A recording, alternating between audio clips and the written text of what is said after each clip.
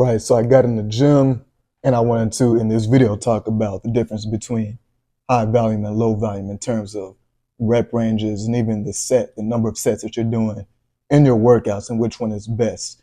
And because different people respond to different volume, different ranges of volume, I need to talk about what's best for skinny people, lean, naturally thin people versus what works better for bigger people. Now, let me tell you about the people who are really more on the big side. The people who are big people, the big guys who naturally are just already heavy. They're like 250 pounds before even coming into the gym. A lot of it's fat, maybe some muscle, and they're trying to just build muscle on top of it and lean down. That's usually the goal. Those guys, when they're already big coming into the gym and their goal is to build muscle, those guys need high volume. Now, high volume is not going to burn a whole lot of calories, certainly not in the order of cardio.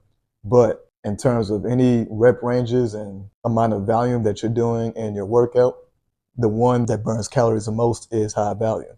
And so that is the style of workout that naturally big people work best with and respond best with. Now, me, because naturally thin, small frame, doesn't build muscle easily, doesn't gain weight easily. And then when you do gain weight, you can't hold on to the weight. That's me. That type of person you call an ectomorph, a hard gainer. And so for that type of person, which is a lot of people out there, you're going to need a certain type of workout style when it comes to volume.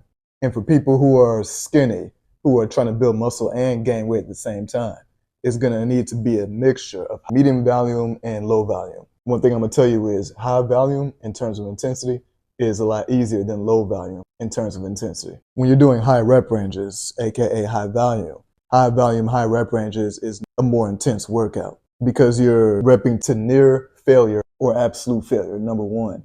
Two, to get to failure, you're going to need to have, of course, good muscle endurance and good stamina, because that's not only going to make your muscles burn, but you're also going to be out of breath. You're going to be winded just trying to do high volume. So for someone like me, I'm like at the moment 179, trying to get to 200 pounds minimum. That's just baseline. Because when I get to 200 pounds, I guarantee you I'm going to want to get over 200 pounds. The average workout style that I'll do is mid-volume, medium-base volume. Then I have short periods of time throughout my workout where I go low volume, heavyweight, low volume. Then I have short periods of time where I go lightweight but high volume. But my general workout style is medium volume. And that's because that's a perfect combination of having enough volume, enough rep ranges that's going to make the muscles really burn, that's going to break down the muscles so you can achieve true hypertrophy. Really break down the muscles so that you can build them up bigger and better when you're recovering, sleeping and eating and all that. But not so high that you're out of breath and winded all the time and you're damn near doing cardio doing that type of rep range. And not so high that you can't go super heavy. Medium volume, you're going to be able to go decently, fairly heavy while still being able to do a good amount of reps. And when you're trying to build muscle and gain weight, you're going to need to go semi-heavy because one, you want to break down your muscles. Medium volume will break down your muscles. Going semi-heavy will make the muscles stronger because you can't get stronger quickly with high rep ranges. You can get stronger quicker with heavy weight. So if you're doing heavy weight for a decent amount of reps, aka medium base volume, that's going to be the perfect combination for someone's smaller frame, for someone skinny like myself, which is what I do. And again, when you work with heavy weights, that's going to, of course, not that I'm saying anything that's new information, that's going to make you stronger. That's going to make your muscles stronger. And the stronger your muscles are, obviously the more weight you're going to lift, and the more weight you can lift, the more your muscles grow because your muscles adapt to being able to lift that heavy weight. And at the same time, that mid-level volume, that medium level volume and rep range is breaking down your muscle enough so that you can build them up when you're recovering the next night, the next 2, 3, 4 days or whatever, the next week even. So when you want to build muscle and gain weight, when you're really trying to bulk up, lean bulk, dirty bulk, whatever kind of bulk you want to do, you're going to need to focus on getting stronger. If you don't focus on getting stronger when you're trying to bulk up, your bulk will not be successful. You'll have minimal success, let's just put it that way, because you're not getting stronger and your muscles can't adapt by getting bigger because they're stronger and lifting heavier weight. Now, the reason why I say, especially when you're a small person like myself, you have to have a combination of a lot of mid-volume and then small periods of time with heavy volume, small periods of time with low volume, high weight, and then small periods of time with the exact opposite.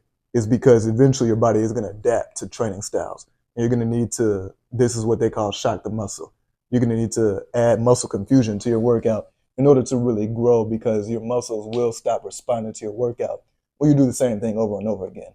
And there's a lot of ways to change up the routine to get your muscles to break through that plateau and continue to grow. But the way we're discussing to change up the routine is changing up the rep ranges that you're doing. So sometimes you are going to need to go real low volume, do a max for that matter. Go with the big lifts, big exercises, do a 1 rep max. And then once you see the absolute most weight that you can lift, you can base the rest of your workout off of that 1 rep max. That's also going to work your central nervous system and make your body a lot stronger in the long run. So when I do that, when I test myself like that, I'll work with low rep range for a while, get myself stronger, and then change the volume style again.